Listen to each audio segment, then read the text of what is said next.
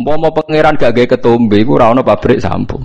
Ora ana karyawan. Lah iya mletene ngono rezekine kok barokah napa kutu, paham? Iku pangeran. Ini nggih tontonan, iku pangeran kira oleh protes. Jadi mulane ngendika Nabi wong nak mulya nemen-nemen eling hampir semua asbabur rizki iku sangka masalah-masalah kesalahan. Iku sebagai pangeran ngenyek manusa nak kowe trimo ngono.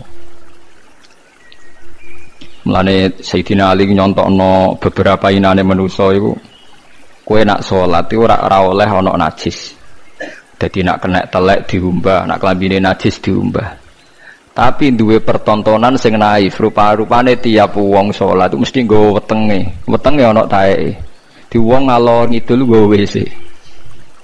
Dadi kena eling ngono mulyane ning ndi?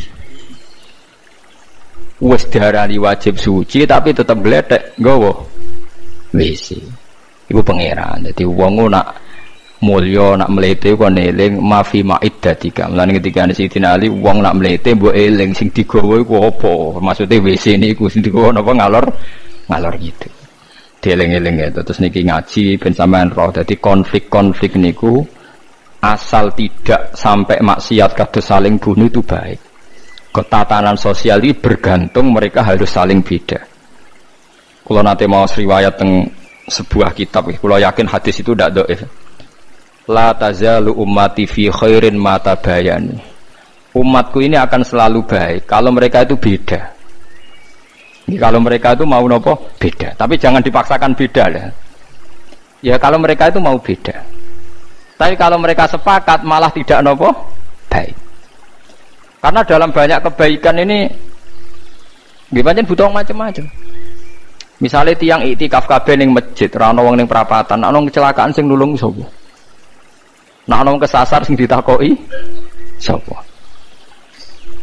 Misale wong kabeh seneng ning masjid, lah terus keluargane sing ngurusi sapa?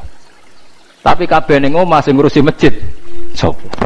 Wis wae ada di semua sistem fardhu kifayah itu. Mulane fardhu kifayah cara fikih ana salat mati yang ana sing nyolati sitok loro ya wis, liyane ben ning omah. Nah Imam Syafi'i ngendikan aja geman ulama men tekone salat jenazah, nek ora teko ae. Nggo nunjukno nek iku ora wajib. Tapi nanti kene rawani kan darani sombong. Ya perkara ini tadi sekali sepakat semua, wong sak desa salat jenazah omah kosong, nek ana maling tanggung jawab sapa?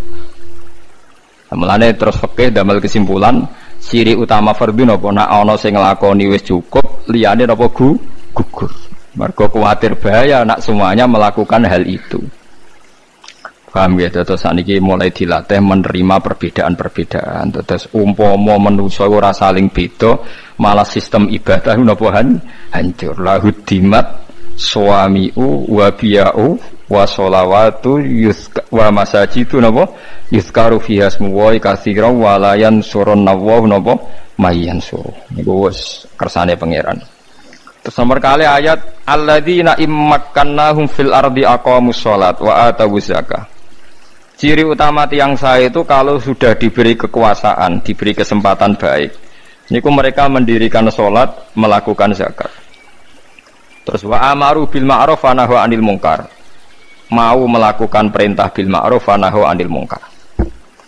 Lah ini yang agak sensitif kula terangno nggih, masalah amar ma'ruf nahi munkar. Niki dawuh Ibnu Khaldun nggih, kula kutip. Biar sampean enggak jadi ekstremis tapi ya juga tidak jadi pemalas. Ngeten nggih masalah amar ma'ruf nahi munkar.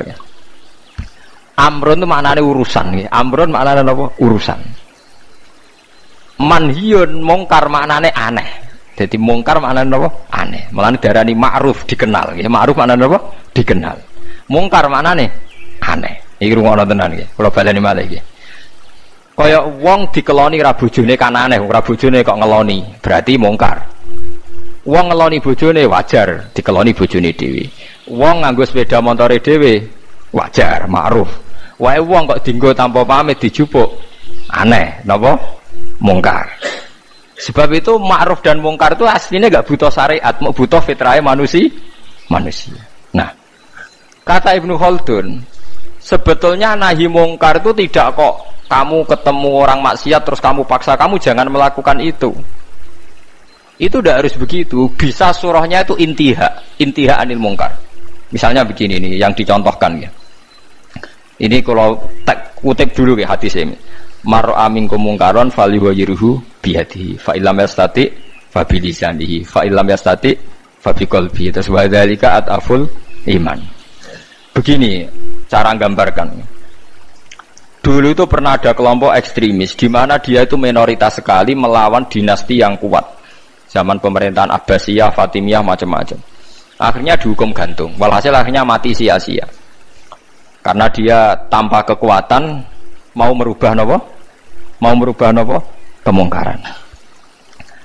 Walhasil terus banyak ulama yang menemukan hadis ma ba'asallahu nabiyyan illa fi mana'atin min qaumi. Niki rungokno tenan ya. Dan saya tidak main-main dengan fatwa ini. Allah tidak pernah ngutus nabi kecuali dari kelompok keluarga terhormat untuk menghadap, untuk cara saniki untuk supaya melindungi dari kekerasan sosial. Saya beri contoh gini, rungokno tenan nggih ben sampean ora sok pribadi. Kanjeng Nabi ku rak mangkelno cara wong kafir Mekah, tapi ora dipateni, bahkan enggak pernah dilukai. Mergo Nabi saking suku napa? Quraisy. Sementara sahabatnya karena wong biasa, Bilal disiksa, Ammar disiksa, Yasir disiksa. Tapi Kanjeng Nabi mboten. Mergo napa? Dari keluarga napa terhormat. Padahal wong Quraisy gak seneng blas mbek Nabi. Nabi Syuaib nggih ngoten. Nabi Syuaib itu kaum merah seneng, tapi ora disiksa. Perkarane cara sakniki Gus utawa ningrat.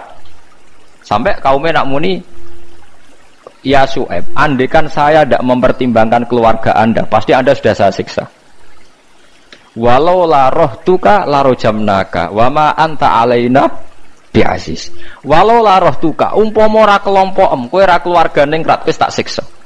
Wama anta alaina bi'aziz, kamu itu tidak siapa-siapa. Lainnya lebih siap jawab qala arohti a'azzu alaikum minallah. Paham ini rungokno tenan. Nah, kalau begitu berarti amar ma'ruf nahi mungkar itu bergantung asobiyah, bergantung satu kekuatan, imma kekuatan legal politik, wa imma kekuatan sistem keluarga maupun sistem nopo sosial. Kalau ndak kamu akan sia-sia. Karena tidak ada nabi diutus kecuali dari kalangan apa terhormat, supaya masa-masa dakwah disalahfahami itu nggak sampai dibunuh. Gini wow kasus Nabi Syuaib kaumnya apa? Kalau apa jenenge walau la rohtuka la rojam naka wama anta alena biasis. Qala ya qaumi arohti a'azzu alaikum minallah wattakhadhtumuhu wara'akum napa dziriya. Terus saiki Nabi sinten niku Saleh. Nabi Soleh juga begitu. Nabi Soleh itu orang terhormat sehingga kaumnya bilang, qalu ya Solihu qad kunta fina marjuwan qabla hadza. Marjuwan kamu ini jadi harapan kita. Kenapa kamu sekarang aneh-aneh? Dan ini gue pengetahuan gitu. Kalau begitu, terus fatwanya Imam Ghazali ben sampean ora sithik-sithik muni amar ma'ruf nahi mungkar. Terus Imam Ghazali berfatwa, la budda min rajulin min malin au adna jahin yutahassanu bihi dinu. Niki radi nyinggung santri sing nemen melarat paham, tapi gak apa-apa iki hukum. Mboten apa-apa nak menawa barokah ngaji niki sing melarat nemen-nemen dadi mboten sida paham niki mergo barokah fatwa niki. Seharusnya orang yang memegang agama itu punya adna malin, nggih punya napa? Adna malin, harta minimal. Au adna jahin utawa punya status sosial minimal yutahassanu bihi min dini supaya dia bisa membentengi agamanya. Saiki bayangno misale kowe ku melarat buruwe wong kafir sing anti Islam. Rungokno nggih, kowe melarat buruwe wong kafir sing anti Islam. Di sistem politik negara yang anti Islam, kowe iso bayangno nglakoni salat. Mboten saged kan? Bagaimanapun kita nyaman sholat di Indonesia, mergo pejabat di sholat, kita yora buruwe wong kafir sing nglarang sholat. Artinya kita sekarang sholat nyaman, barokah adnal mal, ada sistem sosial, adnal jah, sistem apa saja sing menopang sholat itu gak dianggap masalah. Lah saiki suratul masalah iso mbok walik, jajal ae saiki kowe urip ning Timor Leste misal. Duwe majikan sing nganggep sholat itu masalah. Ada sistem negara misalnya yang nganggap sholat itu masalah. Kamu kangelan kan sholat. Nah, makanya, lah terus saat musim ngeten iki terus ada sistem demokrasi. Begini misalnya suratul masalah. Wong Islam dukung demokratisasi agama itu untung tak rugi. Orang yang kayak Gus Dur, orang-orang kelompoknya Gus Dur dulu berpikir untung. Untungnya begini. Jika non-muslim diberi kesempatan beribadah di Indonesia, maka imbasnya muslim yang minoritas di mana-mana juga diberi kesempatan. Sebagai imbalan mereka di dunia Islam enggak diapa-apain. Tapi orang-orang yang ekstremis enggak, cara berpikir berbalik. Ya enggak. Kalau kita membiarkan non-muslim ibadah, artinya membiarkan kesyirikan. Terus jadi ijtihad sing liar. Tapi kita tahu kan, di Ukraina misalnya orang Islam tertindas, di Myanmar, sing ini, Myanmar teng daerah ini sing nembe Rohingya, nanti di Thailand di Papua ini, tenggene Phuket ya. Macam-macam lah. Terus di Singapura apa di Filipina itu dulu yang kelompok apa itu? Mindanao. Ini terjadi efek domino kan. Ya kula mboten bener teori ini Gus Dur atau siapa-siapa ndak, ini saya cerita. Setelah ada begitu terus itu tidak hanya Gus Dur, zaman Ibnu Khaldun sudah bicarakan itu. Di kula baleni malih, dadi kula suwun sampean nak seneng dhuwit nggih monggo mawon, anggap mawon iku adnal jah wa adnal mal sing dadekno kowe iso nentokno salatem. Mergo kowe nak buruwe wong kafir, gak iso nentokno perilaku agamaan ndak, hanya gara-gara terlalu miskin. Lho kula niku ngrasakno, kula niku kiai, Kang. Kula niku kiai tenan. Sering dikelui santri sing melarat terus buruh teng Cina. Gus kula niku biasa Gus goreng daging babi. Niku kula cek ra tersiksa. Tersiksa kula niku nak digengken ngetro anake sekolah teng gereja. Dal kula cilik kula niku mondok. Tapi barokah melarat nasibe ngoten niku.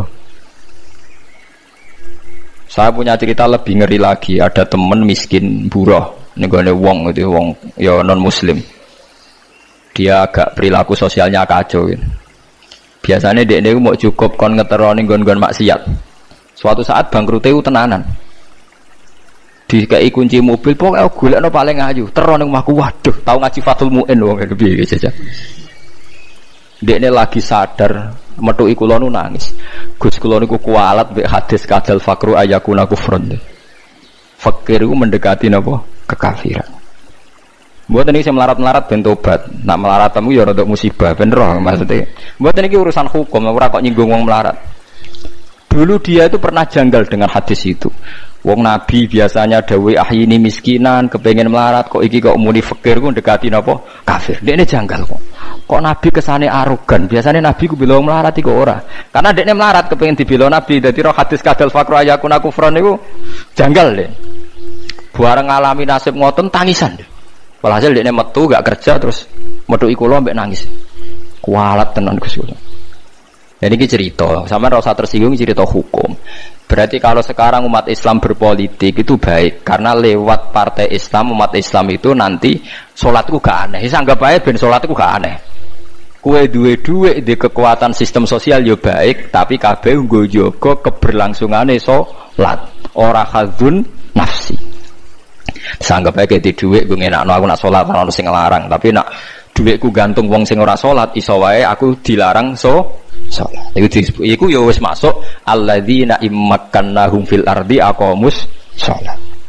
Dadi kula suwun sampean sing melarat ya cita-cita wae duwe dhuwit sing dadekno gampang salat. Lah nek sampean wis betah melarat, tapi kula melarat lah salat teng mriki lancar ya alhamdulillah. Jadi kan gak masalah kan gak ada akibat apa. Tapi ki aja mikir ngono, gara-gara melarat temu wis turunan iso wae anakmu sing buruh. Sampeyan ngalami hal yang tidak kamu alami. Ya kan mungkin saja saking kowe melarat terus anak sok ben buruh ning Jakarta sing roh sapa? Buruh ning wong sing ora salat. Ojo kok mentang-mentang kowe saiki gak ngalami, gak mikir anak lha iku termasuk harus kamu pikirkan juga. Niki syariat. Kowe kudu mikir apa wal yakhsal ladzina law taraku min khalfihim napa dzurriatan diafan khaufu alaihim, tetep kudu kok pikir. Mulane ketikane Kanjeng Nabi beja-bejane wong iku sing duwe dhuwit utawa pangkat sing yutahassanu bihi min dini, sing iso nggo bentengi napa agama. Lah nek kowe nglakoni ngono demi anak iku tidak ngurangi zuhud.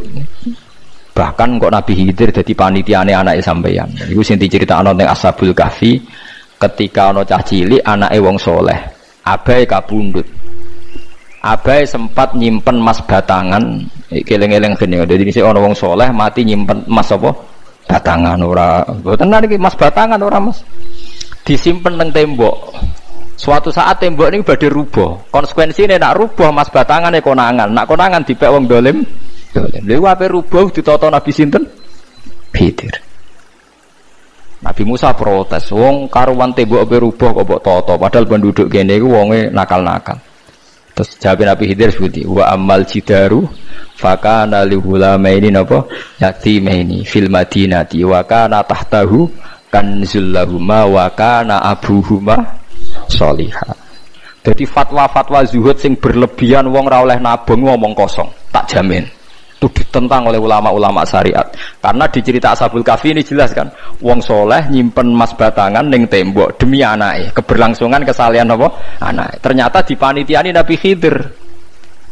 Supaya emas iki enggak jatuh ke tangan-tangan orang zalim.